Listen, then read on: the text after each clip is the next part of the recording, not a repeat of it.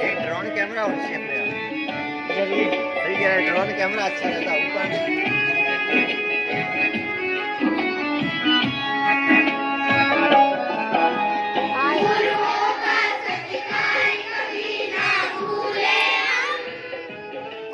Close your eyes.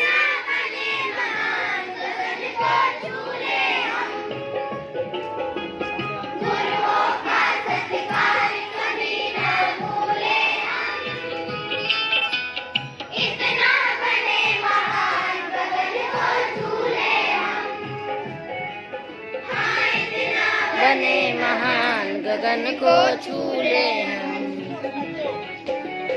तुम्हीं से हर सुबह तुम्हीं से शाम प्रभु, करते हैं हम शुरुआत का काम प्रभु। सुबह सवेरे लेकर तेरा नाम करते हैं हम शुरुआत का काम प्रभु। करते हैं हम शुरुआत का काम प्रभु। करते हैं हम शुरुआत का काम प्रभु। I love my country. I love my country. I am proud of its very heritage. I shall always try to be happy of it. And give my parents, teachers, everyone, because to my country, I pledge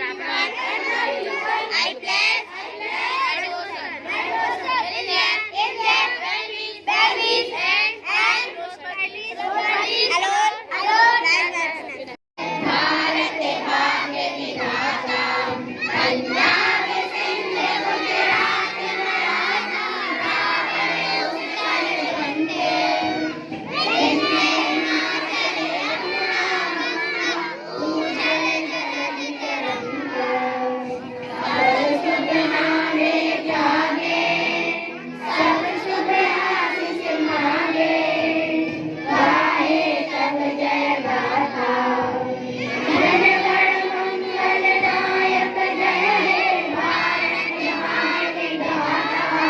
जय हे, जय हे, जय हे, जय जय जय जय हे।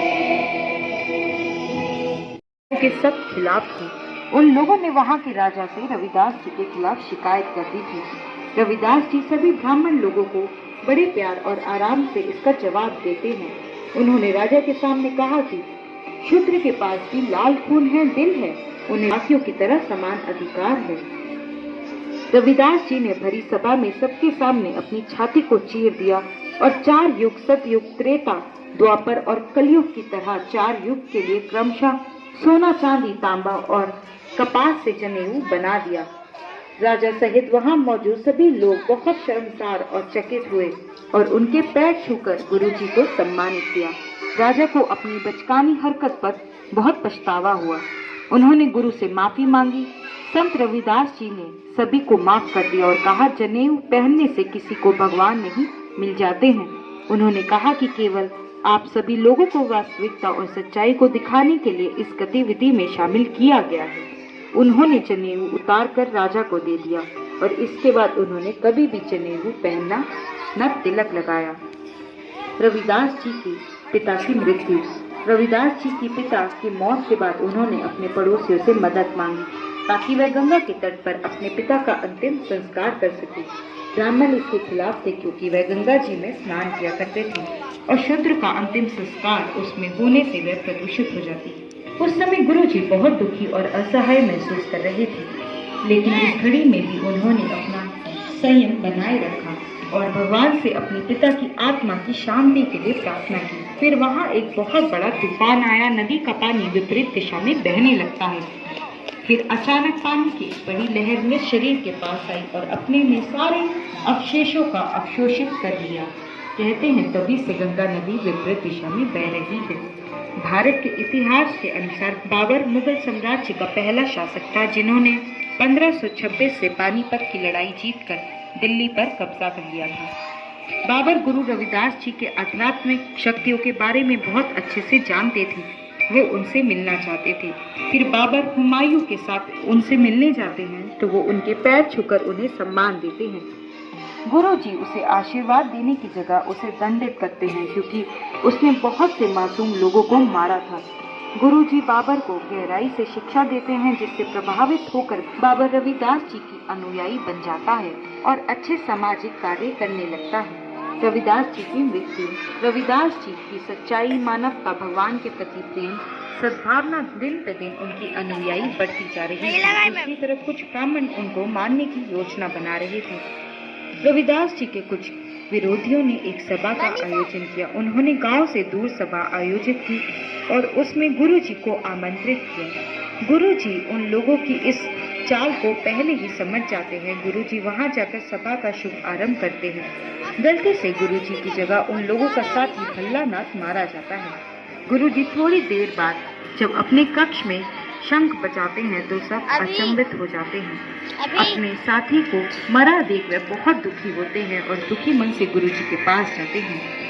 रविदास जी के अनुयायियों का मानना है कि रविदास जी 120 या 126 वर्ष के बाद अपने शरीर को त्याग देते हैं। रविदास जयंती को माघ महीने की पूर्णिमा के दिन मनाया जाता है। रविदास से समुदाय के लिए इस दिन वार्षिक उत्सव होता है। वाराणसी में इनके जन्म स्थान श्री गुरु रविदास जन्म स्थान में विशेष कार्यक्रम आयोजित होते हैं जहां लाखों की संख्या में रविदास जी के भक्त वहां पहुंचते हैं। इस साल रविदास जयंती कब मनाई जाएगी मैंने आपको डिस्क्रिप्शन बॉक्स में दिया हुआ है। सिख समुदाय द्वारा जगह जगह नगर कीर्तन का आयोजन किया जाता है। स्पेशल आरती की जाती है। रविदास जयंती मनाने का उद्देश्य यही है कि गुरु रविदास जी की शिक्षा को याद किया जा सके। उनके द्वारा दी गई भाईचारे शांति की सीख को दुनिया वाले एक बार फिर अपना सके।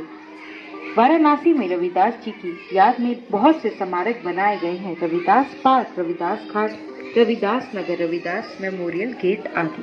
आपको ये वीडियो कैसा लगा कमेंट सेक्शन में लिखकर जरूर बताएं। महाराज, लेकिन क्या यदि इसका दूसरा जोड़ा नहीं मिला तो पंडित मैं तुम्हें दंडित करूंगा।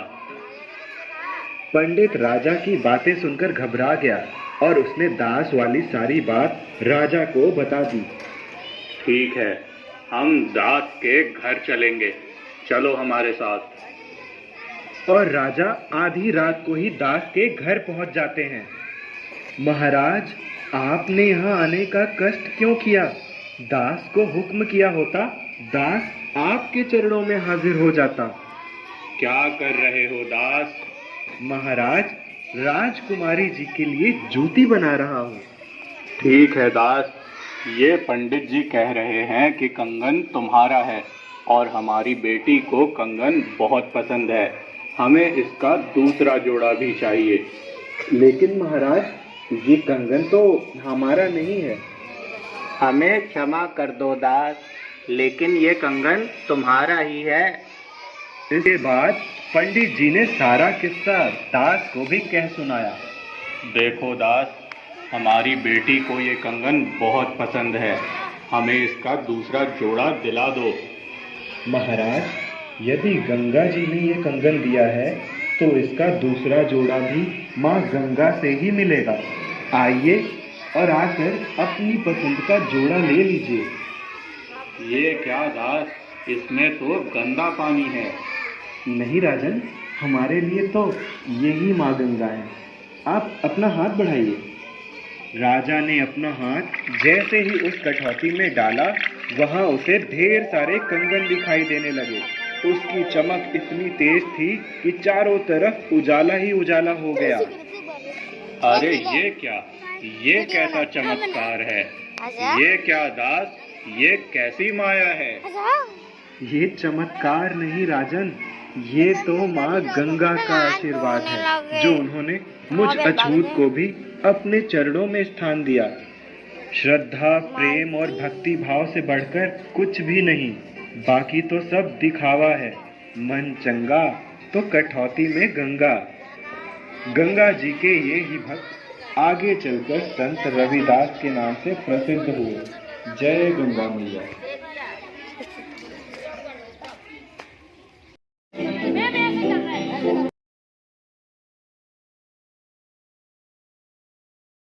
माँ सबका कल्याण करो, इतना कहकर वो अपना काम शुरू कर देता।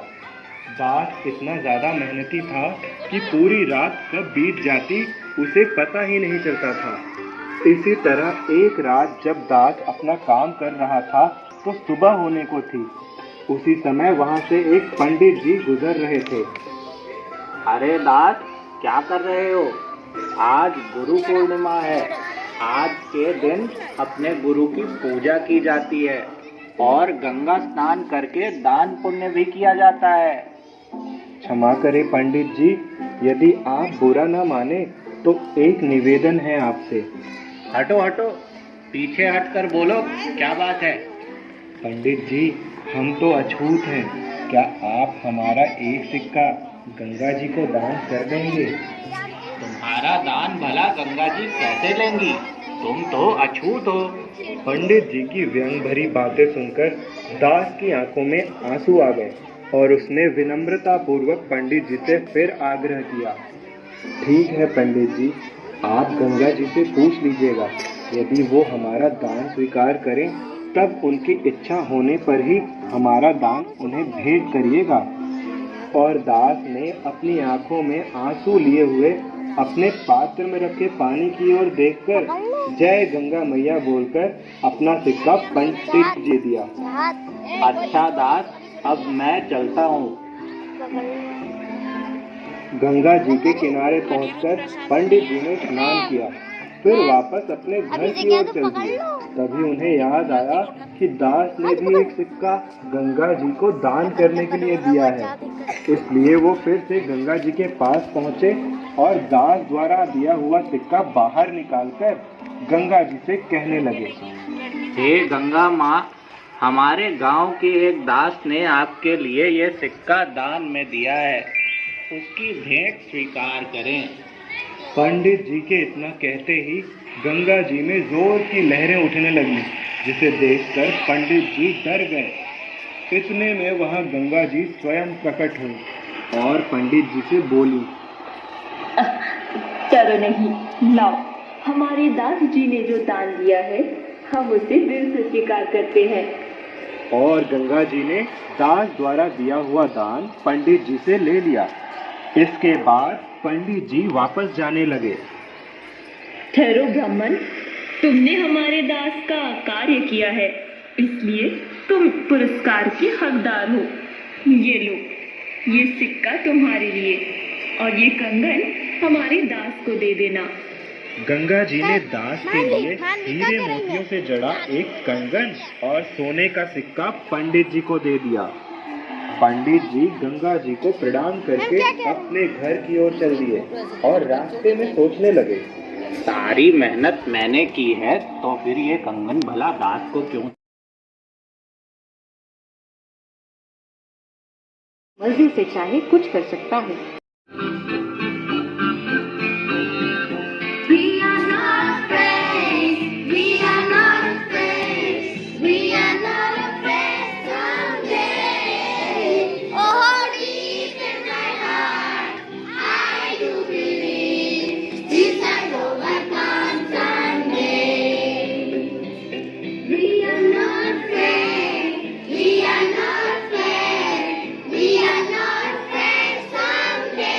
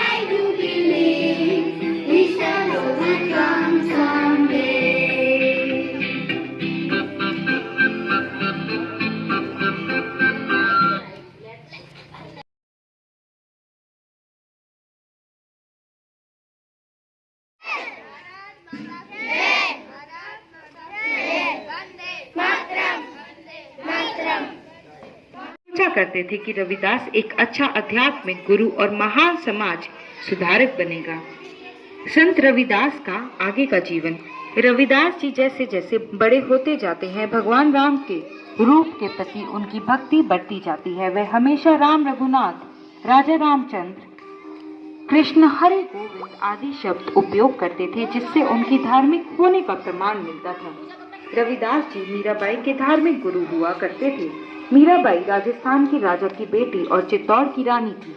वे रविदास जी की शिक्षा से बहुत अधिक प्रभावित थी और वह उनकी एक बड़ी अनुयायी बन थी। मीराबाई अपनी रचनाओं में लिखती हैं, उन्हें कई बार मृत्यु से उनके गुरु रविदास जी ने बचाया था। रविदास जी सामाजिक काम। लोगों का कहना है भगवान ने धर्म की रक्षा के लिए रविदास जी को धरती में भेजा था, क्योंकि इस समय पाप बहुत बढ़ गया था। लोग धर्म के नाम पर जाति रंग भेद करते थे। रविदास जी ने बहादुरी से सभी भेदभाव का सामना किया और विश्वास एवं जाति की सच्चाई परिभाषा लोगों को समझाई। वह लोगों को समझाते थे कि इंसान जाति, धर्म या भगवान पर विश्वास के द्वारा नहीं जाना चाहता है, बल्कि वो अपने कर्मों के द्वारा पहचाने जाते हैं। रविदास जी ने समाज में कुछ छुआछूत के प्रचलन को भी खत्म करने की बहुत प्रयास किए। उस समय नीची जाति वालों को बहुत नकारा जाता था। उनका मंदिर में पूजा करना, स्कूल में पढ़ाई करना, गांव में दिन के समय निकलना पूरी तरह से वर्जित था। यहाँ तक कि उन्हें गांव में पक्के मकान की जगह कच्चे झोपड़े में ही रहने को मजबूर किया जाता था। समाज की ये दुर्दशा देखकर रविदास जी ने समाज से छुआछूत भेदभाव को दूर करने की ठानी और समाज के लोगों को सही संदेश देना शुरू किया। रविदास जी लोगों को संदेश देते थे कि भगवान ने इंसान को बनाया है, ना कि इंसान ने भगवान को। इसका मतलब है हर इंसान भगवान द्वारा बनाया गया है और सबको धरती में समान अधिकार है। संत गुरु रविदास जी एक भाईचारे और सहिष्णुता के बारे में लोगों को विभिन्न शिक्षाएं दिया करते थे। रविदास जी द्वारा लिखे गए पद, धार्मिक गाने एवं अन्य रचनाओं को 5वें सिख गुरु अर्जन देव ने इसे ग्रंथ में शामिल किया था। गुरु रविदास जी की शिक्षाओं के अनुयायियों को रविदास से और उनके उपदेशों के संग्रह से रविदास से पंथ कहते हैं। रविदास जी का स्वभाव। रविदास जी को उनकी जाति वाले भी आगे बढ़ने से रोकते थे। शूद्र लोग रविदास जी को ब्राह्मण की तरह तिलक लगाने, कपड़े एवं जनेऊ पहनने से रोकते थे। गुरु रविदास जी इन सभी बात का खंडन करते थे और कहते थे सभी इंसान को धरती पर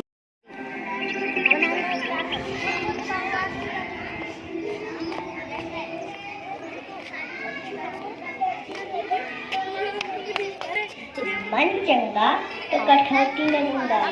एक गांव में एक बहुत ही गरीब किसान रहता था। कहने को तो वो किसान था, लेकिन खेती के लिए उसके पास अपनी कोई जमीन नहीं थी। वह दिन में दूसरों की जमीन पर मजदूरी करता था। उसने अपने दरवाजे पर बैठकर लोगों के फटे पुराने जूतों की मरम्मत करके किसी तरह अपने परिवार की जीविका चलाया करता था। दूसरों के लिए काम करते रहने के कारण उस गरीब को लोग दास कहकर बुलाया करते थे। उसके मन में ईश्वर के प्रति अपार प्रेम था, इसीलिए वो जब भी काम शुरू करता अपने सामने रखे बर्तन के पानी को माँ गंगा जी मानकर श्रद्धा पूर्वक प्रणाम करता। हे गंगा माँ,